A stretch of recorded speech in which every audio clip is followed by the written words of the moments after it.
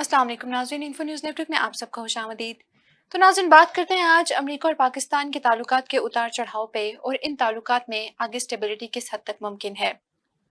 दोनों ममालिक की आइडियोलॉजीज मुख्तलिफ होने की वजह से दोनों ममालिक कई बार एक दूसरे के आमने सामने आ गए।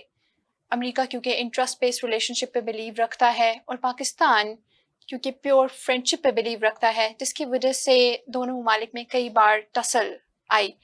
नाज़रीन, हमारे मुआशरे के अंदर जब किसी से दोस्ती की जाती है तो उस दोस्ती को इंटरेस्ट से बालातर होकर निभाया जाता है, लेकिन क्योंकि वेस्टर्न सोसाइटीज़ में इस तरह से नहीं होता है कि आपको लेन देन का ताल्लुक एक स्टेबिलिटी में लेकर चलना होता है, एक इक्वालिटी के साथ चलना होता है, जिसकी वजह से कई बार जो है वो दोनों ममालिक के दरमियान ट्रस्ट डिफिसिट आ गया।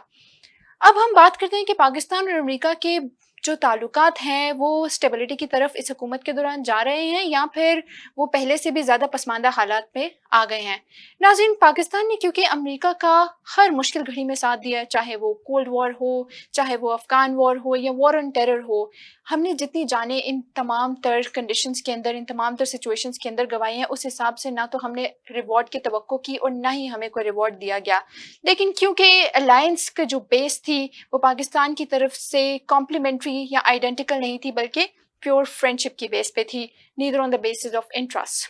तो नाज़रीन, अब क्योंकि अमेरिका ने पाकिस्तान को कुछ अर्से पहले छोड़ दिया था और इंडिया को अपना डिफेंस पार्टनर बना लिया, जिसकी वजह से अमेरिका को भी कई नाकामियों का सामना करना पड़ा।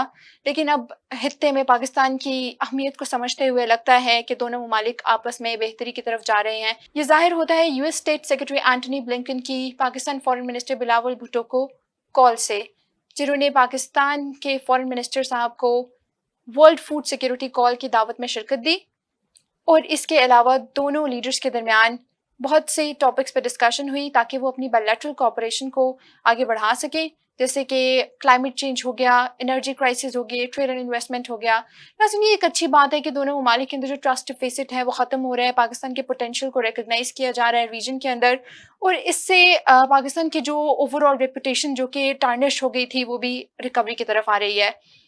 पाकिस्तान क्योंकि जो पाकिस्तान के इस वक्त सियासी और मौशी हालात हैं, इस वक्त हम किसी भी ग्रेट पावर के साथ किसी भी तरह की टसल बर्दाश्त नहीं कर सकते हैं। We can not afford such situation.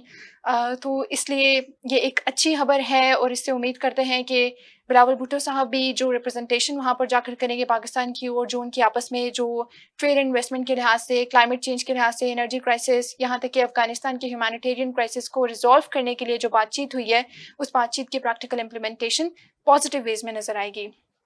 इसी के साथ देखते रहिए इन्फो न्यूज़ नेटवर्क। हमें दीजिए इजाज़त। अल्लाह हाफ़िज़।